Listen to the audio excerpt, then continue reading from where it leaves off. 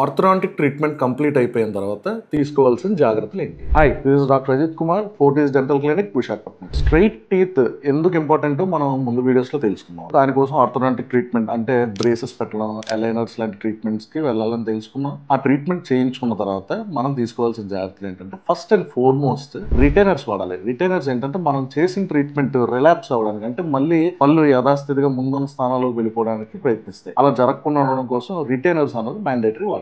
At least ఒక 1 week వరకు sticky foods ని అవాయిడ్ చేయండి. ఎందుకంటే ట్రీట్మెంట్ అయిన తర్వాత మన టీత్ కొంచెం సెన్సిటివ్ గా ఉంటాయి. సో స్టిక్కీ ఫుడ్స్ అనేది మనకి సెన్సిటివిటీని కానీ ఇరిటేషన్ కానీ తీసుకొస్తాయి. సాఫ్ట్ బ్రష్ తో బ్రషింగ్ చేయడం యూజువల్లీ సహజం, మనకు తెలిసిందే. అలాగే ఫ్లాసింగ్ కూడా చేయడానికి ప్రయత్నించండి. ఫ్లాసింగ్ కి రిప్లేస్మెంట్ లేదు. Flossing is must and mandatory. ఈ ట్రీట్మెంట్ తర్వాత ఫ్లోరిడేటెడ్ టూత్ పేస్ట్ వాడడం వల్ల మన పైన ఉన్న ఎనామిల్ అనేది ఇంకొంచెం స్ట్రాంగ్ గా తయారవుతుంది. అలాగే ట్రీట్మెంట్ అంతా అయిపోయిన తర్వాత మస్ట్ అండ్ షుడ్ గా 1 మంత్ తర్వాత క్లీనింగ్ కి అపాయింట్మెంట్ తీసుకో. అలాగే మీ గమ్స్ కూడా కొద్దిగా టైం ఇస్తే అది న్యాచురల్ గానే కొత్తగా ఉన్న అలైన్మెంట్ కి అడ్జస్ట్ అవ్వడానికి ట్రై చేస్తారు. So most importantly believe me, 80% of the patients ఎవరైతే రిటైనర్స్ వాడరో వాళ్ళకి చేసిన ట్రీట్మెంట్ మళ్ళీ బ్యాక్ అయిపోయే ఛాన్సెస్ చాలా ఎక్కువ.